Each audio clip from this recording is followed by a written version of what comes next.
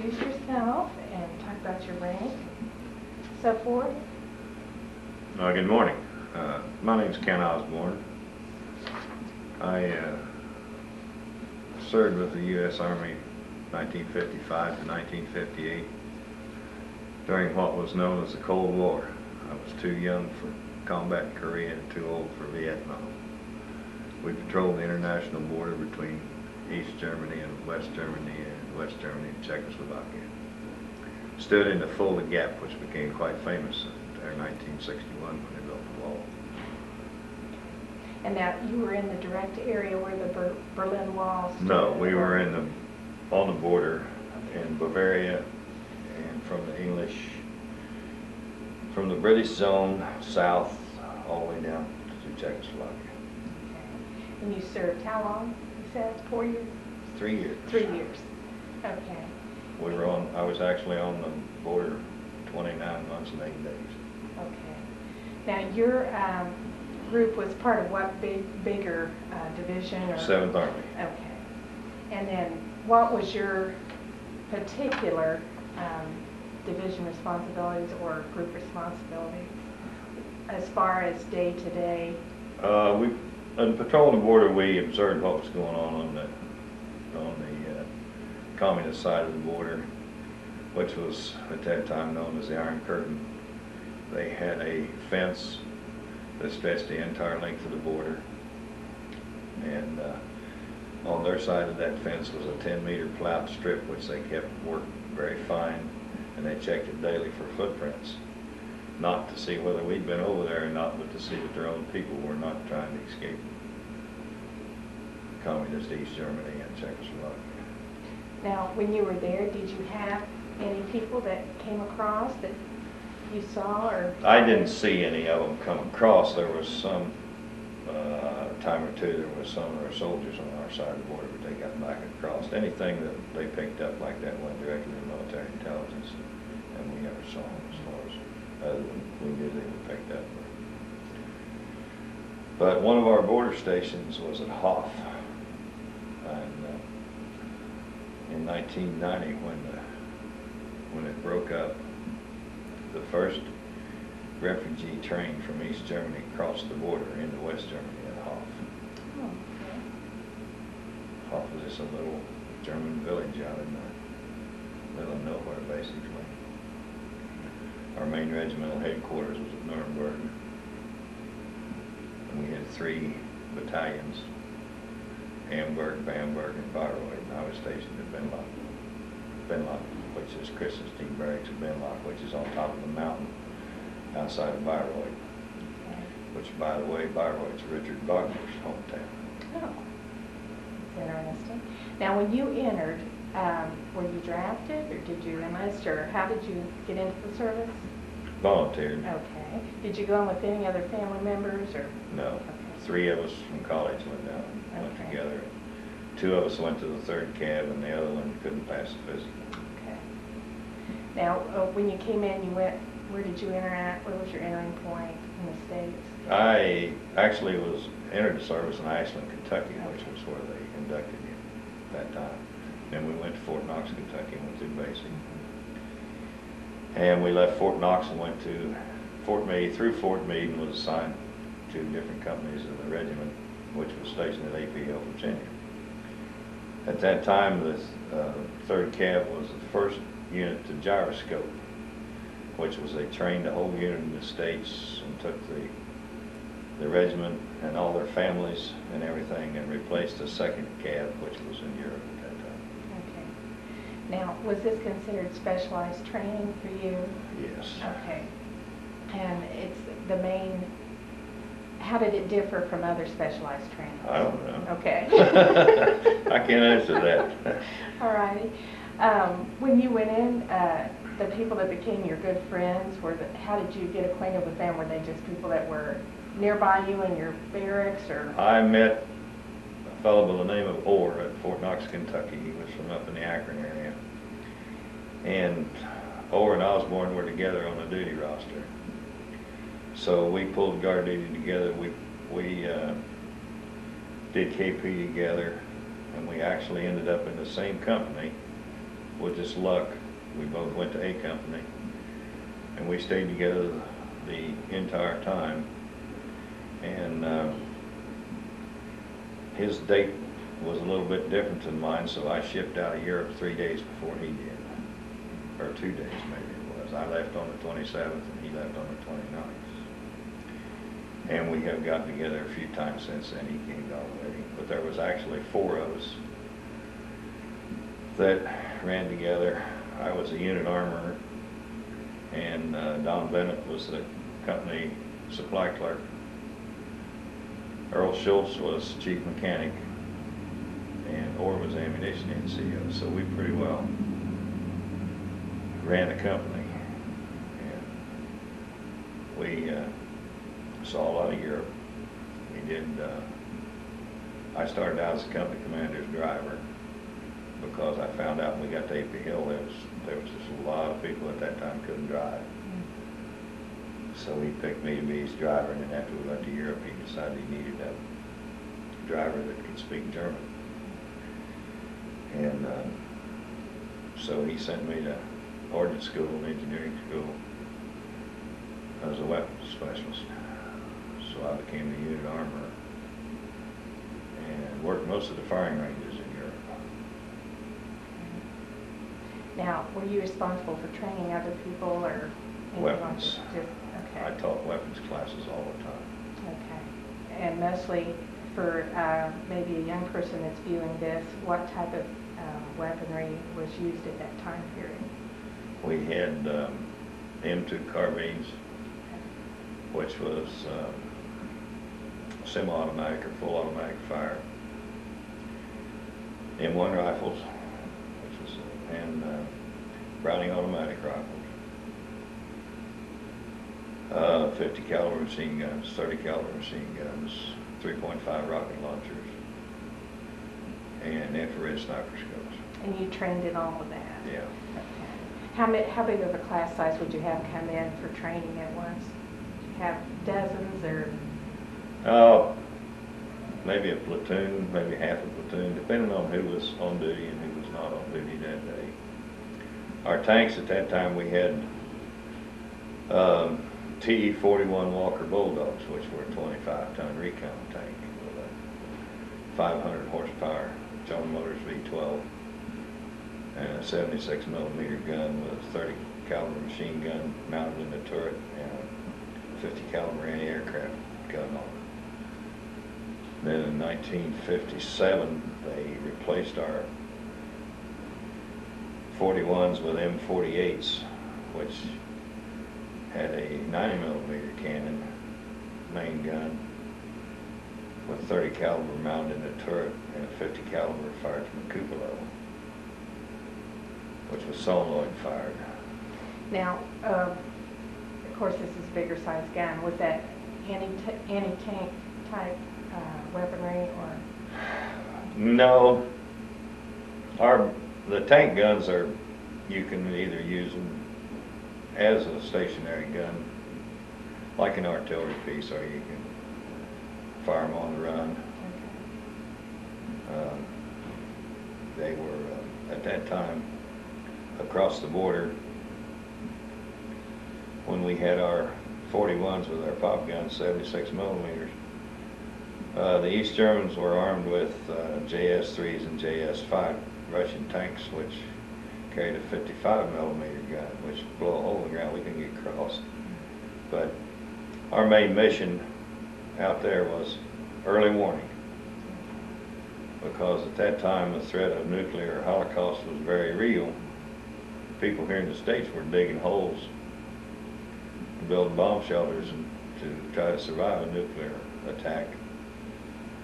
Then our mission out there was early warning, and that was basically why we were out there, and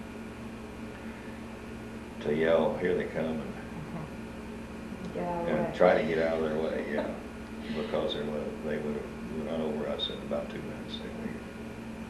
They really came at us. First winter I was in Europe, it was the coldest winter that they had had in 140 years. It was 46 below zero. And we had, when I went to school, I believe it was, in Fusen, Germany. We had snow above the second-story windows on the barracks. It was very, but the cold there was very crisp cold. The humidity was very low in the Alps. It was not like being here.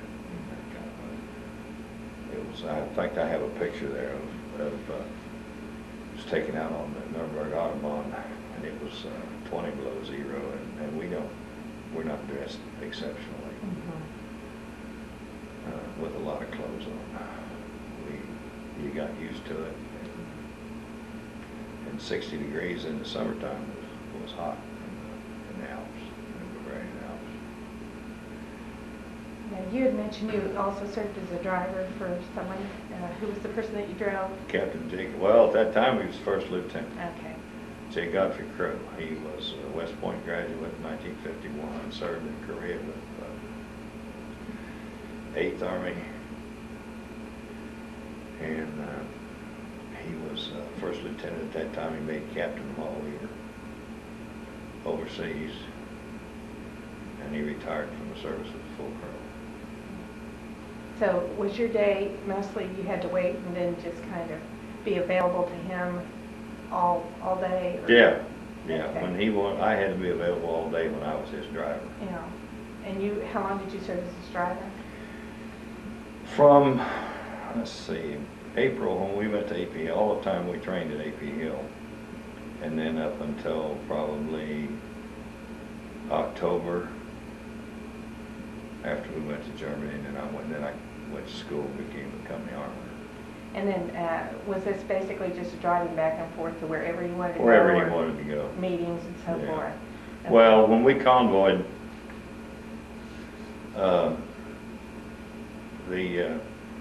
he had a habit of wanting to back up beside the road and watch the convoy go by to see that everybody was maintaining their intervals. And in AP Hill, Virginia at that time, some of the trails were only about 2 feet wider than the tanks.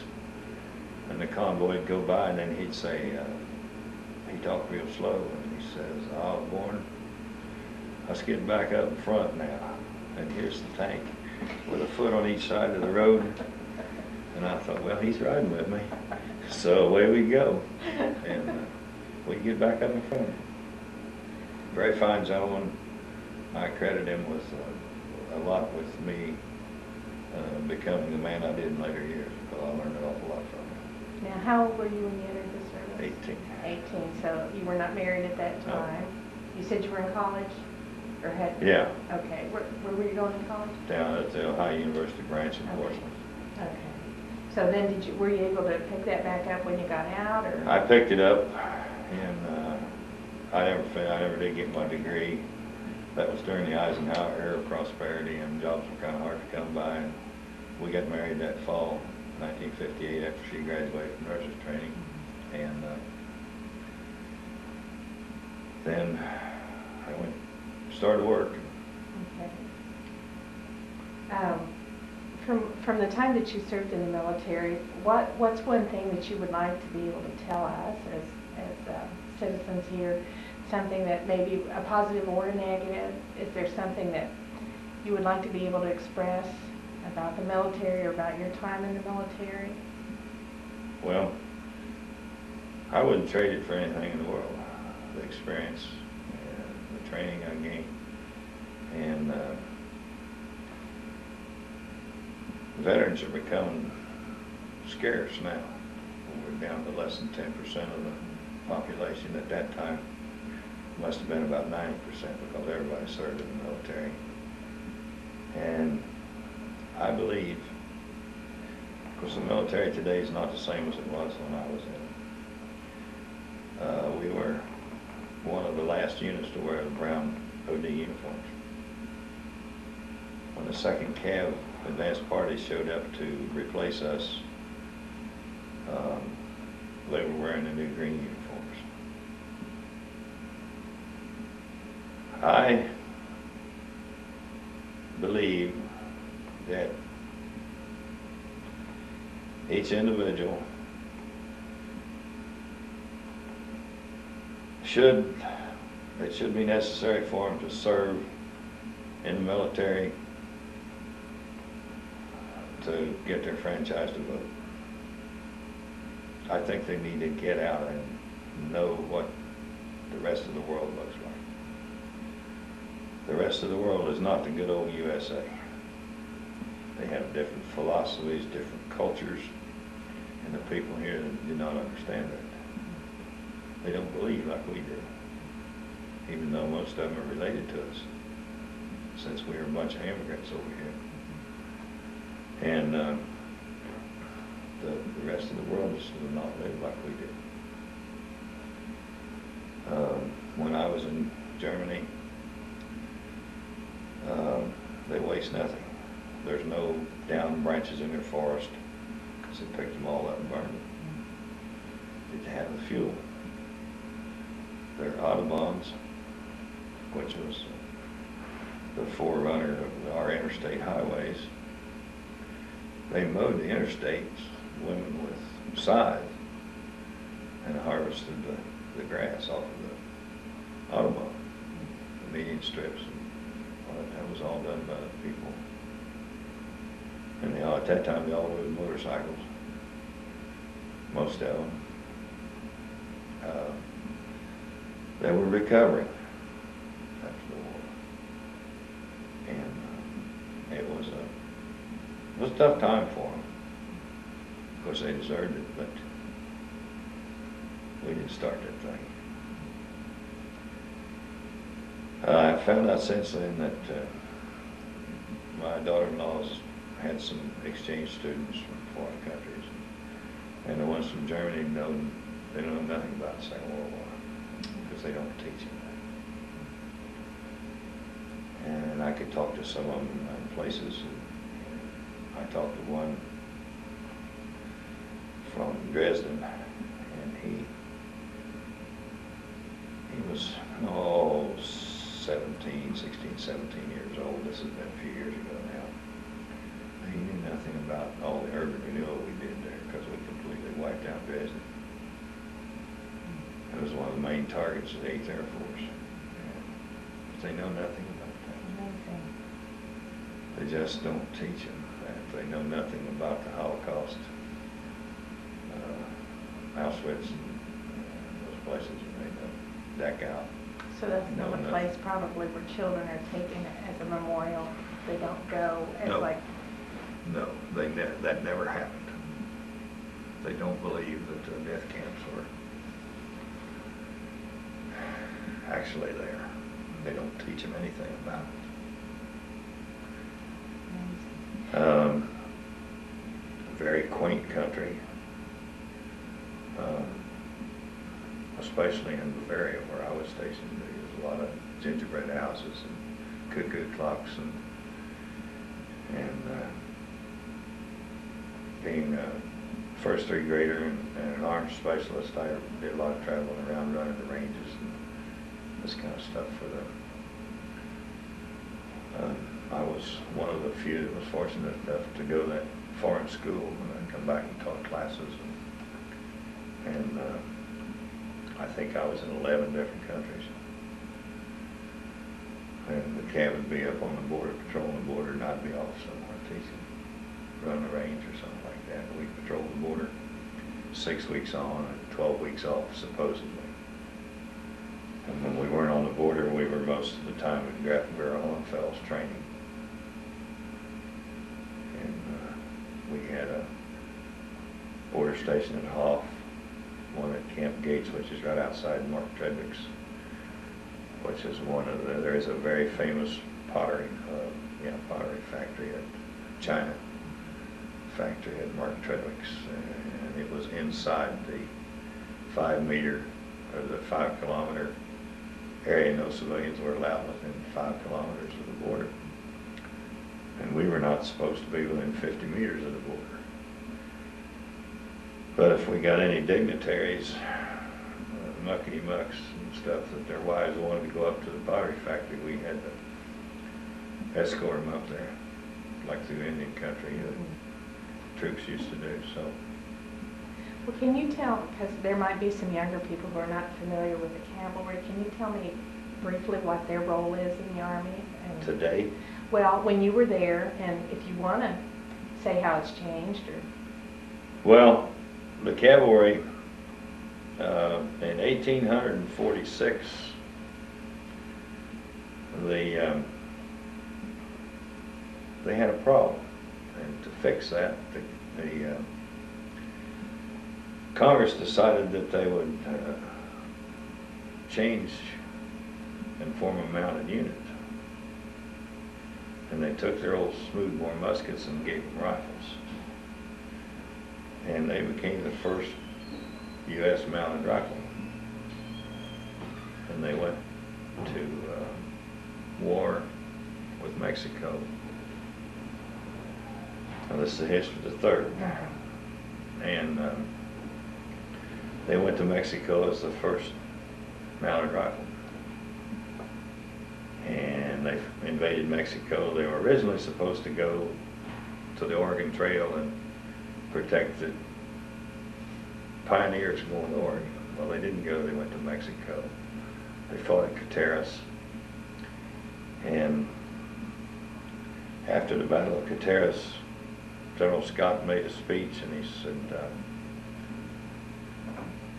men, brave rifles, veterans, you have been baptized in blood and fire and came out steel.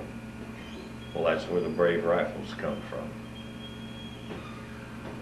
After the war in Mexico, they came back to, well, after the speech at Cateras, they had attacked the walls at Chapultepec, which was Santa Anna's impregnable fortress, which didn't last long.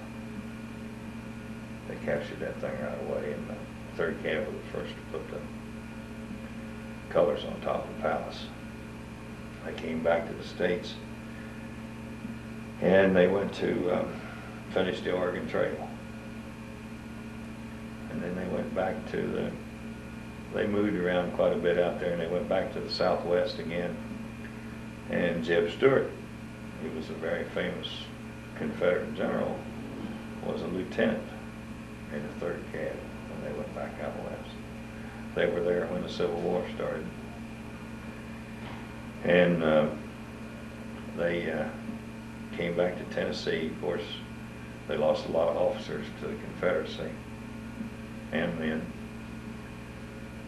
They fought a lot in Tennessee, Battle of Chattanooga, and several other battles. And then after at the start of the Civil War, they became the 3rd U.S. Cavalry. And as the 3rd Cav, they went back to fight the Indian Wars. And 1876, I think it was 10 companies of the 3rd Cav, 1,500 Indians, friendly Indian troops, and about 6,000 or 8,000 Indians fought the Battle of the Rosebud Creek, which is in Montana. That battle, I think, was fought on the 17th of July. It was the largest battle in the history of the West. 4 troopers in the 3rd Cav earned the Medal of Honor in that fight. Cavalry, the U.S. government claims they won the battle. Indians claim they won. And you don't hear much about the Battle of the Rosebud because I think it was 11 days later Custer went out and got himself massacred. So all the focus fell on the 7th Cavalry, even though they lost. And so the Battle of the Rosebud, which was actually quite a bit larger than the Battle of Little Bighorn, kind of got shoved aside in the history books. now what was the award that your unit won? When you were serving, you said your unit had won some award over the others in Europe. Oh, we were top rated combat efficiency unit in Europe. Okay, and that was, you had told me over how many units? Oh was that? man, I don't know how many is in 100? 7th Army, hundreds of them. 7th Army Okay. covered the whole European theater.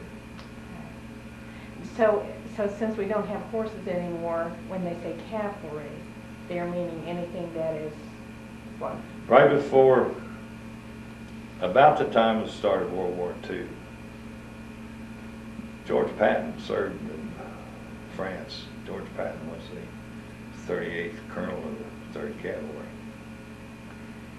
And before the war, about the start of the Second World War, they switched to tanks and fighting vehicles, which became armored cavalry or mechanized cavalry. And they did away with the horses. Now they lost some time in there where they weren't doing anything, and then the 3rd Cavalry were the front scouting units for Patton's 3rd Army when they went across Europe during World War II, and then became the 3rd Armored Cavalry. And Patton said at that time that it was the best unit he'd ever commanded. A cavalry does scouting and also does fighting and... Scouting is the main... Okay. And the fighting is mostly in defense or in that capacity? Well... Are they in attack? Yeah. Okay. In Desert Storm, to answer your question, the 2nd Cav was the first unit. They put the first vehicle across the berm into Iraq. And that was just a matter of minutes. And the 3rd was in a different location. F Troop led the charge into Iraq. And they overran 3 divisions of Republican Guard in just a matter of hours. So is normally the cavalry is one of the first Oh yeah, to enter? they're always the first. Okay. Because I'm thinking of school children. Oh yeah. That they will understand how it operates the different... Yeah. Today, the cavalry is a rapid response unit. Okay. When I was in the Cav, there was 3 battalions. See, originally they were troops and squadrons. During the phase after World War II, they became battalions and companies. Now they're back to troops and squadrons. We had 3 battalions. Now they have 4 squadrons. One of these squadrons is a helicopter squadron. They have the M1A1 or A2 or whatever, the latest tank. Bradley fighting vehicles. And Which type of helicopter do they use? they've got some Apaches. Apaches. And they were in Bosnia. They've been in Bosnia. I don't know if they're all back yet or not, but last time I talked to the regimental historian, they were, part of them were still in Bosnia. So if you have a person who is stationed with a cavalry unit, they're probably going to be in and out, or do they stay? They're going to stay in the Cav. Okay. I bet they're going But to they're stay going to be gone when in they're the home. confrontation as far as it progresses and it unfolds. Are they just in the initial phase? No. Okay. They'll be, the Cav, I always thought was no place for a married man because you were on the move so much. You were here today and gone tomorrow. The same thing today. 3rd Cav Station, Fort Carson, Colorado, but they have 90 hours, I believe they told me, to vacate the post. And they may be in Timbuktu because they leave, you know, and they don't necessarily all go to the same place either. But they are the only active heavy cavalry unit that's still in the service. The 3rd was assigned to Europe. 2nd and the 3rd mostly stayed in Europe.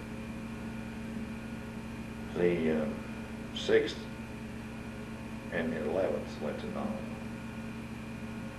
A good friend of mine went to Nome with the 11th Cavalry, the Black Horse.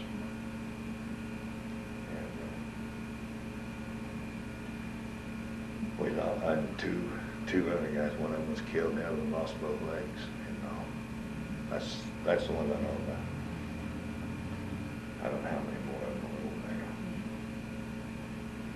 it takes to, I've never been able to spend enough time at the wall to find out whether names are on there or not, and I probably wouldn't be sure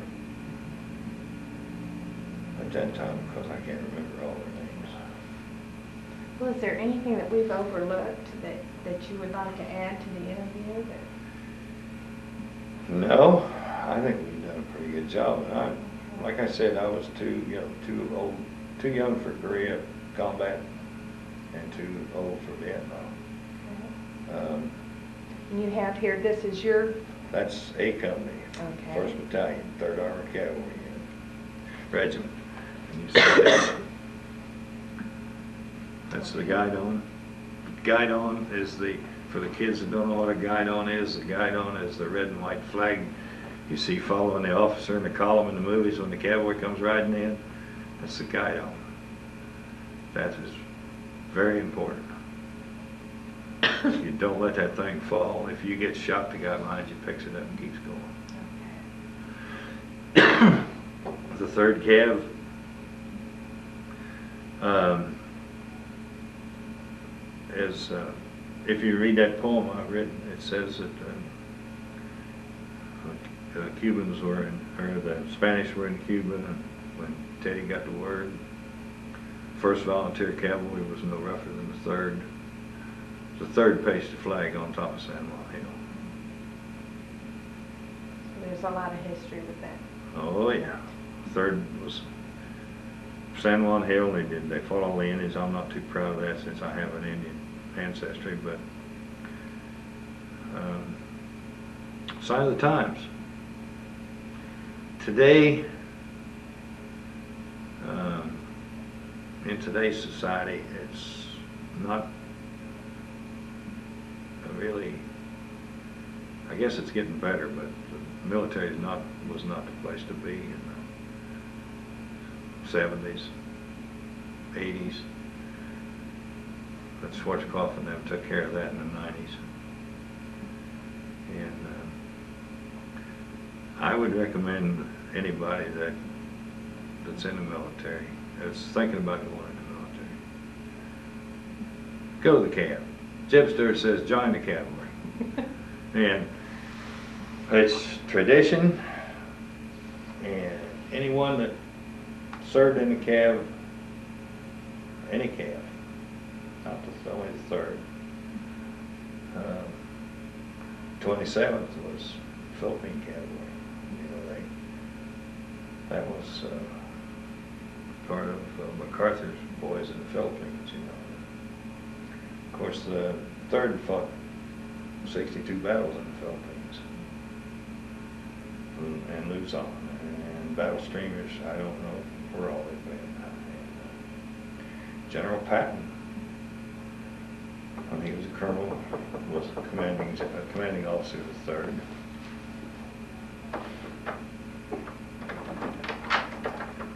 I am so sorry to interrupt you. Yes. You're June 5th, 2001. Navy when he was on Paul Jones.